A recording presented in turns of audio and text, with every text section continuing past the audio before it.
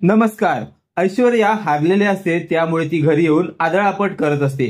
सयाजीराव म्हणतात, अगं काय झालं ऐश्वर्या? त्यावर ऐश्वर्या म्हणते, अहो बाबा मी हारले म्हणून मला खूप मनस्ताप होतोय. त्यावेळी सयाजीराव म्हणतात, अगं तुला जेवणातलं काही येत नाही म्हणून तू हरलीस. उद्याची फेरी नक्कीच तुम्ही जिंकणार. त्यावर ऐश्वर्या म्हणते, कसली फेरी जिंकणार? अहो तो ऋषिकेश आहे, त्याच्याकडे बॉडी आहे, त्याच्याकडे उंची आहे, आणि हा सारंग आहे, हा किती बुटका आहे. अहो ना याच्याकडे उंची आहे ना याच्याकडे बॉडी आहे, हा कसा त्याच्या पुढे टिकाव देणार, हा हरणारच. हे सगळं सारंग ऐकत असतो आणि सारंगला वाईट वाटत असतो. त्यानंतर सारंग म्हणतो, ऐश्वर्या तुमचं म्हणणं खरं आहे, मी बुटका आहे, माझ्याकडे ताकद नाही, बॉडी नाही, मी कसं जिंकणार? पण एक गोष्ट लक्षात घ्या ऐश्वर्या, उद्याची फेरी मी तुम्हाला जिंकूनच दाखवणार. तेव्हा सारंगकडे सयाजी आणि ऐश्वर्या बघतच राहतात. सारंग म्हणतो, मी ती फेरी शक्कलनी जिंकणार, शक्कलनी.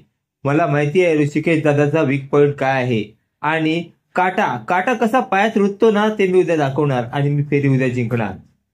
तर दुसऱ्या दिवशी स्पर्धा चालू होते. एका साईडला सारंग असतो तर एका साईडला ऋषिकेश असतो.